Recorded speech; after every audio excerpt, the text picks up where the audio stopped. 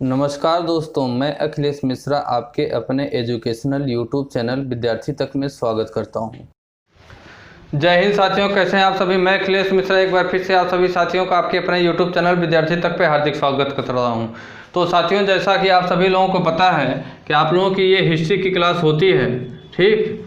UP TET, C TET and S TET को target करते हुए आप लोगों के लिए बाल विकास, हिंदी और सामाजिक विज्ञान की क्लास की शुरुआत की गई है। बिल्कुल सिलेक्शन बैच आप लोगों के लिए लॉन्च किया गया है, जिसकी आज की ये चौथी क्लास है। मैं उम्मीद करता हूं कि आप सभी लोग हमारी पूरी क्लास को देखते होंगे और क्लास में दी हुई हमारे द्वारा सारी चीज़ें आप लोगों के समझ में भी आती होंगी, ठीक साथियों। चूँकि हम अपना पूरा बेस्ट देने की कोशिश हम आप लोगों को दिन प्रतिदिन कर रहे हैं। दिन प्रतिदिन हम कोशिश करते हैं कि आप लोगों को जितना अधिक से अधिक कंटेंट हो सके आप सभी लोगों को मैं प्रोवाइड करूं, ठीक साथियों।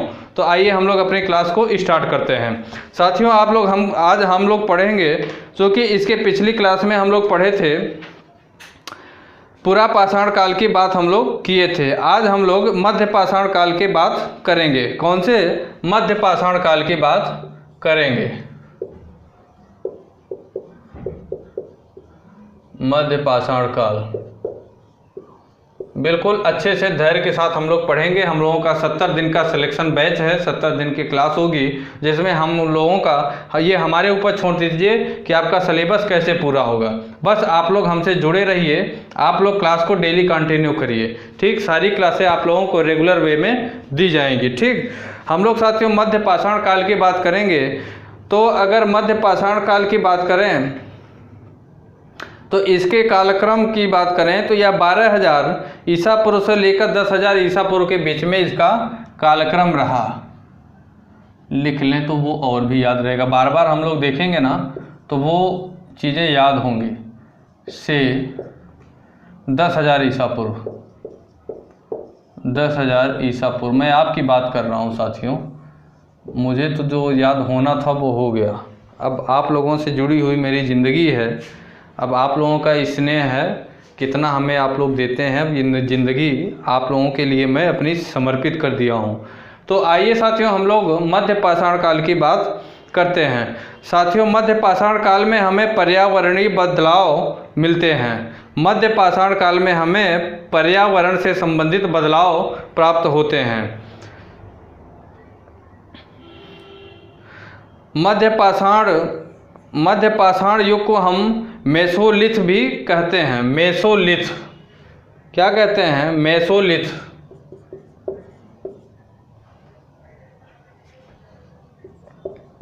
मेसोलिथ को हम लोग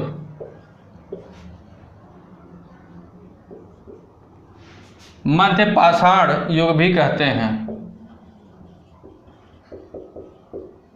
मध्य पाषाण युग कहते हैं, ठीक साथियों। मेसोलिथ को हम लोग मध्य पाषाण युग कहने का काम करते हैं। इस काल के समय के बाद, जैसा कि मैंने आप लोगों को बताया कि 12,000 से लेकर 10,000 ईसा पूर्व के बीच में मध्य पाषाण काल की बात की जाती है। इस काल के औजार आमतौर पर बहुत छोटे हुआ करते थे, जिन्हें माइक्रोलिथ यानी लघु पाषाण कहा जाता था। जो मध्य पाषाण काल के औजार हुआ करते थे ये काफ़ी छोटे हुआ करते थे। इनके छोटे होने के कारण इसे माइक्रोलिथ यानी लघु पाषाण काल भी कहा जाता था। लघु पाषाण इन्हें कहा जाता था, ठीक साथियों। अब अगर अगली बात करें तो प्रायः इन औजारों में हड्डियों या लकड़ियों के मुट्ठे लगे हंसिया और आरी जैसे औजार भी मिलते हैं। इस समय जो भी सामान्यतः औजार प्राप्त हुआ करते थे उसमें हड्डियों के और या तो फिर लकड़ियों के मुट्ठे, जो पकड़ने वाली किसी भी चीज़ की मुठिया होती है जिसे कहते हैं, वो मुट्ठे हमें प्राप्त होते हैं। किसके? या तो लकड़ियों के या तो हड्डियों के प्राप्त हुआ करते थे। और उस समय उसके मुट्ठे लगे हंसिया और आरी प्राप्त हुआ करती थी। हड्डी और लकड़ी का जो मुट्ठा लगा हुआ होता था, उस मुट्ठे से बनी हुई हंसिया और आरी उस समय के दौरान, अर्थात मध्य पाषाण काल के दौरान प्राप्त हुआ करती थी। अगर साथियों बात करें तो भारत में इस काल के उपकरणों की खोज का श्रेय कार्लो इल महोदय को जाता है। भारत में इस काल के उपकरण की खोज कार्लो इल महोदय, भारत में मध्य पाषाण काल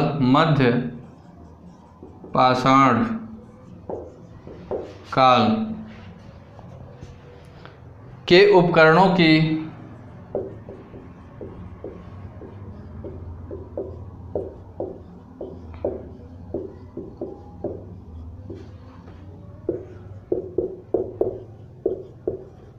खोज का श्रेय कार्लो इल महोदय को जाता है। कार्लो इल महोदय को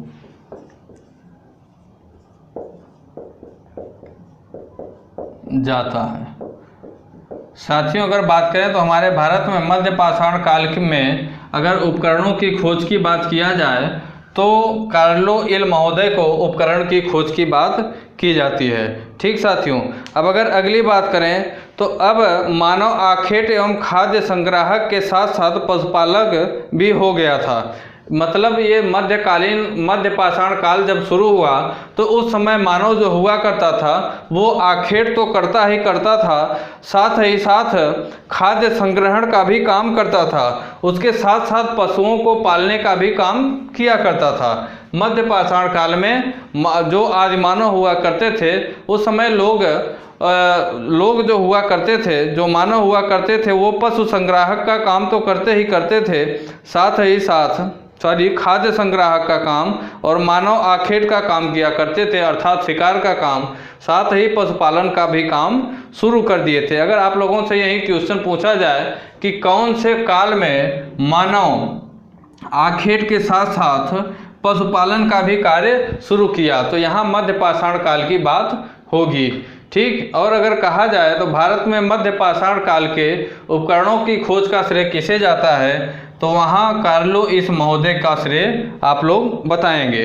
ठीक साथियों, अगर अब बात करें तो अब मानव आखेट एवं पशुपालन के अगर प्रमाण की बात किया जाए, जैसा मैंने आप लोगों को बताया कि मानव उस समय पशुपालन का भी कार्य किया करता था, तो अगर इसके प्रमाण की बात किया जाए तो इसका प्रमाण आदमगढ़ मध्य प्रदेश, आदम कौन सा, आजम नहीं, उत्तर प्रदेश वाला नहीं, आदमगढ़ जो मध्य प्रदेश में स्थित है, आदमगढ़ जो मध्य प्रदेश में स्थित है, वह बागौर जो राजस्थान में स्थित है, वह बागौर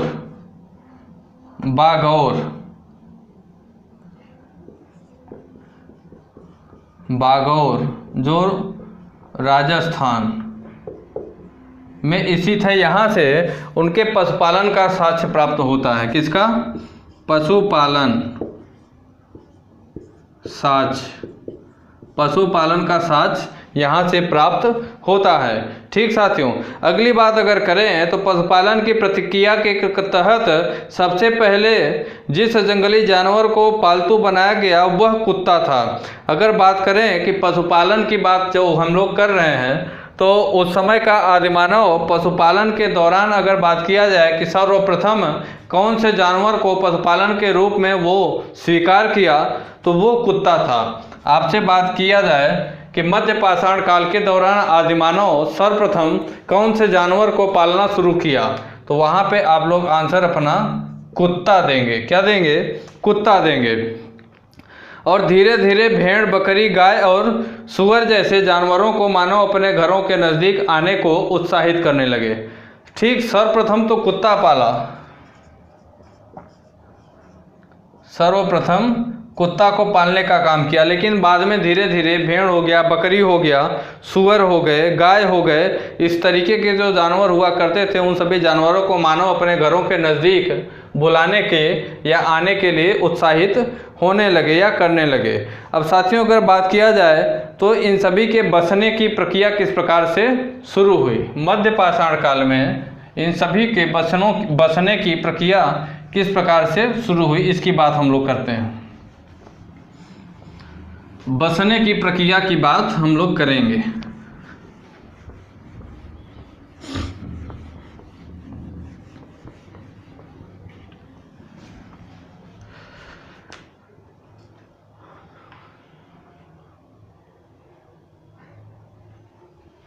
बसने की प्रक्रिया किसे कहते हैं? बसने की प्रक्रिया साथियों, उस समय मतलब मध्य पाषाण काल के दौरान लोगों द्वारा पौधे उगाने और जानवरों को देखभाल करने की प्रक्रिया को ही बसने की प्रक्रिया कहा जाता था। मध्य पाषाण काल के दौरान लोगों द्वारा जानवरों की देखभाल, किसकी? जानवरों की देखभाल और पौधे के उगाने की प्रक्रिया जो हुआ करती थी उसी को बसने की प्रक्रिया का नाम दिया गया। बसने की प्रक्रिया पूरी दुनिया में धीरे धीरे चलती रही। यह करीब 12,000 साल पहले शुरू हुई।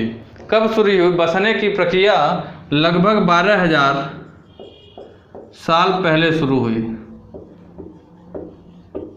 12,000 साल पहले बसने की प्रक्रिया की शुरुआत हुई। अब साथियों बात करें तो आज हम जो भोजन करते हैं वह इसी बसने की प्रक्रिया की वजह से, हम लोग जो आज के टाइम में भोजन करते हैं ये इसी बसने की प्रक्रिया की वजह से हम लोग आज के टाइम में भोजन किया करते हैं। ठीक साथियों, अब अगली बात करें विंध्य क्षेत्र की। तो विंध्य क्षेत्र और भीमबेटका जो मध्य प्रदेश में स्थित है तथा दक्षिण उत्तर प्रदेश के प्रागैतिहासिक शैल चित्रों की जानकारी भी मिलती है। शैल चित्र गुफाओं की दीवारों पर मिलते हैं। शैल चित्र जो मिला करते थे वो गुफाओं की दीवारों पर मिला करते थे। शैल चित्र गुफाओं की दीवारों पर मिला करते थे।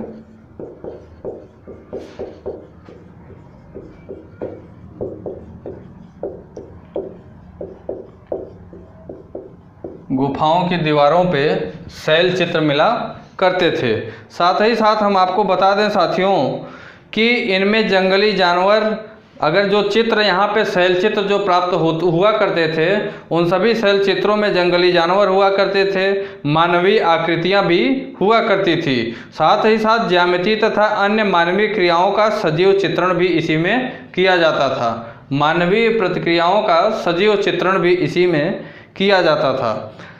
और साथियों बताएं हम आपको कि मध्य पाषाण काल के लोगों ने गहरे लाल, हरे, उजले तथा पीले रंग के प्रयोग को सीख लिया था। मध्य पाषाण काल के लोग गहरे लाल मतलब गहरा लाल,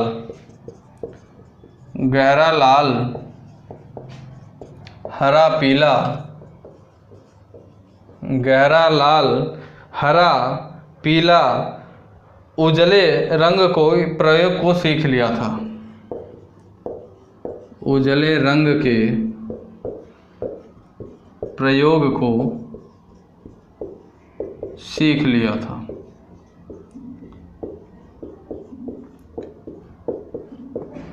ठीक साथियों, उजले रंग के प्रयोग को सीख लिया था।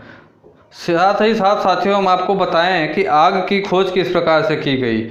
आधुनिक आंध्र प्रदेश स्थित कुरनूल गुफा में राख के अवशेष भी प्राप्त हुए हैं। राख की खोज की हम लोग यहाँ पे बात करेंगे कि राख की खोज किस प्रकार से की गई।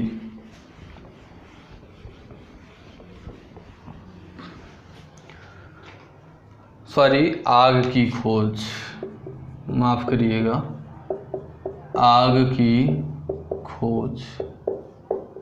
राख के अवशेष प्राप्त हुए इसलिए राख निकल गया। आंध्र प्रदेश स्थित कुरनूल गुफा में, आंध्र प्रदेश में स्थित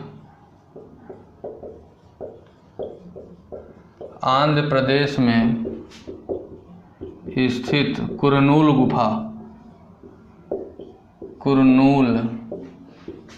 गुफा में राख के अवशेष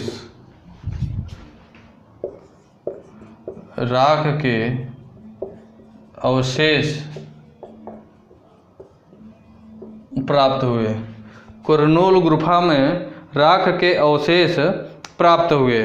ठीक साथियों, इसका मतलब यह है कि आरंभिक लोग आग जलाना भी सीख गए थे। अगर कुरनूल, आंध्र प्रदेश की कुरनूल गुफा में आग के अवशेष अगर प्राप्त हुए तो इसका मतलब यह था कि उस समय के लोग आग भी जलाना सीख गए थे। साथ ही साथ साथियों, हम आपको बताएं कि जैसे कि प्रकाश के लिए, मांस पकाने के लिए, खतरनाक जानवरों को दूर भगाने के लिए इत्यादि के लिए इसका प्रयोग किया जाता था। किसके लिए? प्रकाश की आवश्यकता भी उन्हें हुआ करती थी। उस समय वो मांस पकाया करते थे, तो मांस को पकाने के लिए भी आवश्यकता हुआ करती थी। साथ ही साथ जंगलों में तमाम खतरनाक जानवर भी पाया जाया करते थे। इस वजह से उन जानवरों को दूर भगाने के लिए भी हमें आग की आवश्यकता हुआ करती थी। ठीक साथियों, हालांकि मानव को आग की जानकारी निम्न पूरा पाषाण काल में हुई, परंतु आग का उपयोग नवपाषाण काल में शुरू हुआ। मानव को जो जानकारी प्राप्त हुई वह निम्न पूरा पाषाण काल में प्राप्त हुई, लेकिन अगर उपयोग की बात किया जाए तो उसका उपयोग, मतलब यह आग ही है, इसकी जानकारी निम्न पूरा पाषाण काल में हुई, लेकिन अगर प्रयोग की बात किया जाए तो वह प्रयोग नवपाषाण काल में शुरू कर दिए थे। ठीक साथियों, अब अगली बात हम लोग नवपाषाण काल की बात करेंगे। नवपाषाण काल,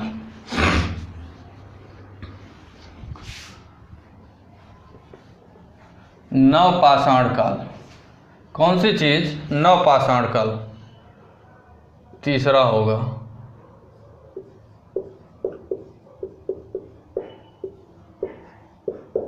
नवपाषाण काल। ठीक साथियों, नवपाषाण काल की अगर बात करेंगे तो यह 10,000 ईसा पूर्व से पहले का काल है। 10,000 ईसा पूर्व से पहले, 10,000 ईसा पूर्व से पहले की बात है। साथियों, आप लोगों को बहुत ही अच्छी और बेस्ट क्लास यहाँ से प्रोवाइड की जा रही है। आप लोग बिल्कुल पूरे मन के साथ पढ़ाई में लगिएगा। मैं अपना सबसे बेस्ट चीज़ आप लोगों को देने की कोशिश हमारी है, जो कि आपके जो सीटेट का एग्ज़ाम 31 जनवरी को आयोजित किया जाएगा, सीधे उस एग्ज़ाम को टारगेट करते हुए मैं यहाँ से चीज़ों को आप तक पहुँचाने का काम कर रहा हूँ। साथियों, आप लोगों की जानकारी के लिए एक चीज़ यह भी बता दूँ कि हो सकता है 1-2 क्वेश्चन करंट अफेयर का भी उसमें पूछ लिए, तो आपके YouTube चैनल, जो विद्यार्थी तक आपका YouTube चैनल है, इस YouTube चैनल पे करंट अफेयर की भी क्लास डेली मॉर्निंग में प्रोवाइड की जाती है। लगभग वो 7, साढ़े 7, 8 बजे के अंदर करंट अफेयर की क्लास आपके चैनल विद्यार्थी तक पे अपलोड कर दिया जाता है, तो आप लोग उसे लेना बिल्कुल मत भूलिएगा। नवपाषाण काल की बात साथियों हम लोग करेंगे। तो साथियों, नवपाषाण काल की अगर बात करें तो इसकी शुरुआत 10,000 वर्ष से पहले होती है। ठीक, 10,000 ईसा पूर्व से पहले नवपाषाण काल की शुरुआत हुआ करती है। साथियों, अगर हम लोग बात करें तो इस युग में मानव विकासशील हुआ करता था, जिसने कृषि कार्य एवं अस्थायी जीवन व्यतीत करना आरंभ कर दिया था। इस काल में मानव कृषि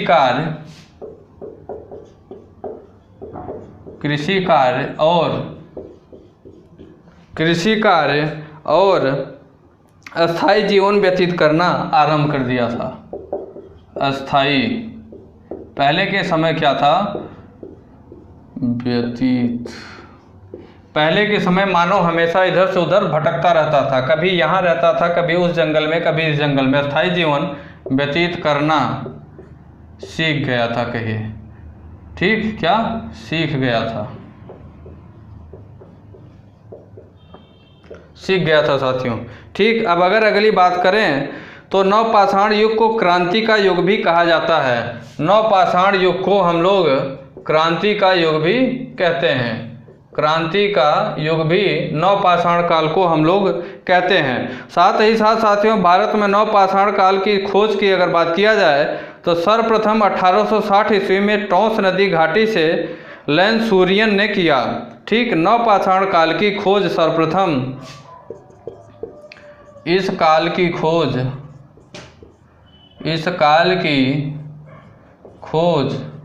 1860 60 ईस्वी में 1860 ईस्वी में टॉन्स नदी, कौन सी नदी? टॉन्स नदी से लेंसुरियन ने किया, से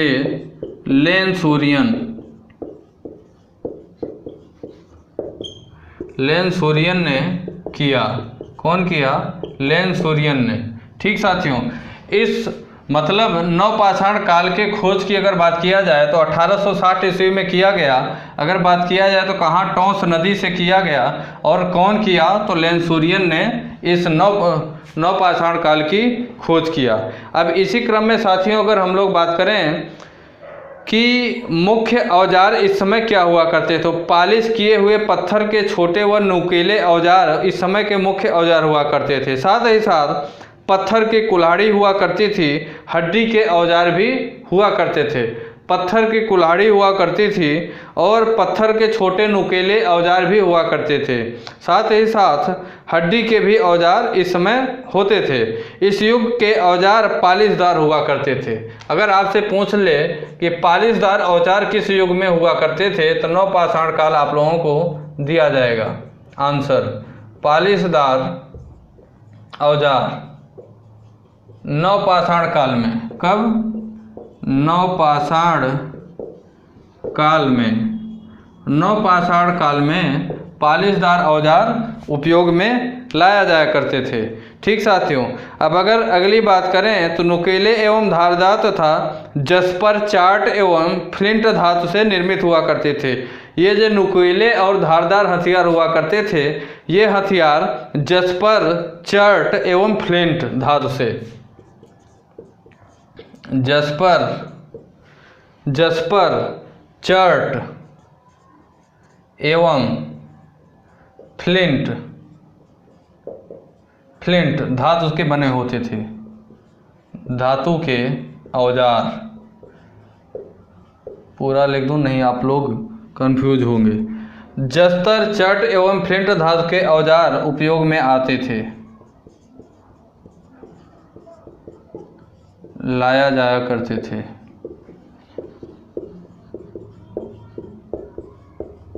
ठीक साथियों, अब अगर इसी में अगली जानकारी की बात करें तो मुख्य आविष्कार इस काल में क्या क्या हुआ, तो अग्नि का उपयोग, पहिया, कपड़ा, बुनाई, भोजन पकाना, अस्थायी जीवन, कृषि, नाव का निर्माण इत्यादि जैसे चीज़ों का आविष्कार नवपाषाण काल में हुआ। ठीक साथियों, ग्रामीण संकल्पना का विकास नवपाषाण काल से ही शुरू होता है। अगली बात अगर करें हम लोग तो मुख्य आविष्कार की बात करें। यहाँ किसकी? मुख्य आविष्कार। मुख्य आविष्कार की अगर साथियों बात करें तो अग्नि का उपयोग किस प्रकार से किया जाए? अग्नि का उपयोग, उसके बाद पहिए का आविष्कार, और कपड़े का बुनाई बात किया जाए, कपड़ा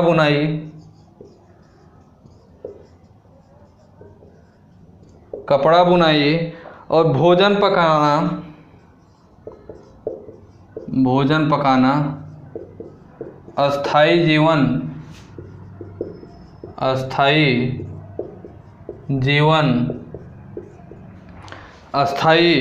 जीवन और साथ ही साथ साथियों कृषि और नाव का निर्माण भी इसी समय हुआ। कृषि और नाव का निर्माण इत्यादि चीज़ों का आविष्कार नवपाषाण काल के दौरान हुआ। साथ ही साथ साथियों ग्रामीण संकल्पना का विकास नवपाषाण काल में ही शुरू हुआ। यहाँ पे मैं लिख देता हूँ, ग्रामीण संकल्पना का विकास, ग्रामीण संकल्पना का विकास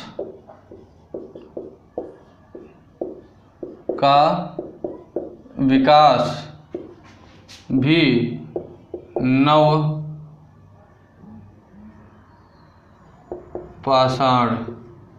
नवपाषाण काल में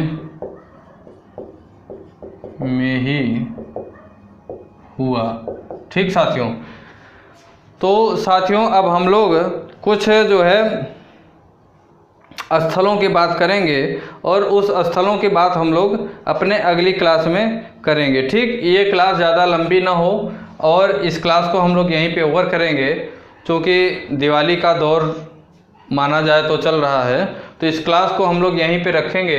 इसके बाद की क्लास को कुछ ऐसे स्थल हैं जिन्हें हम लोग उनको पढ़ना है। जैसे अगर बात करें तो मेहरगढ़ हो गया, चिरांद हो गया, बुर्ज होम हो गया और दावजली हेडिंग की बात किया जाए तो ये सारी चीज़ें हैं जो स्थल हैं। इन सभी स्थलों के बारे में हम लोग विस्तार से अपनी अगली क्लास में पढ़ेंगे। साथियों आप लोग क्लासों को पूरा देखिएगा। पिछली क्लास अगर नहीं देखे हैं तो पिछली क्लास का लिंक आप लोगों को डिस्क्रिप्शन में दिया है। आप लोगों का अगर कोई भी डाउट है, कोई भी क्वेश्चन है, कोई सवाल है तो आप लोग अपना डाउट कमेंट बॉक्स में कमेंट करके हमसे पूछ सकते हैं। डायरेक्ट कमेंट बॉक्स आप लोगों के लिए ओपन किया गया है।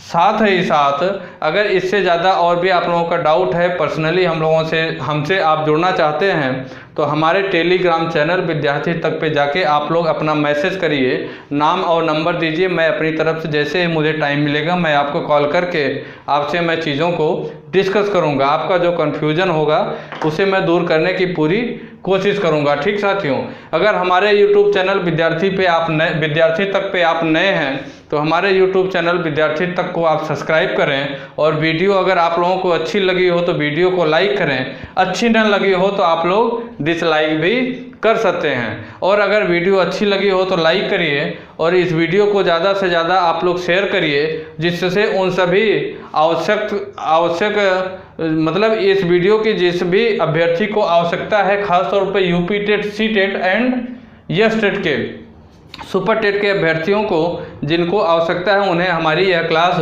मिल सके और मैं भी यह समझ सकूं कि मैं भी उनके काम आ सका। हमारे द्वारा भी दिया गया जो कंटेंट है वो उन लोगों के काम आ सकेगा। ठीक साथियों, तो इसी के साथ हम क्लास को ओवर करते हैं। जय हिंद, जय भारत। दोस्तों अगर आप हमारे YouTube चैनल विद्यार्थी तक पे नए हैं तो लाइक करें, सब्सक्राइब करें और बेल आइकन को दबाना ना भूलें। धन्यवाद।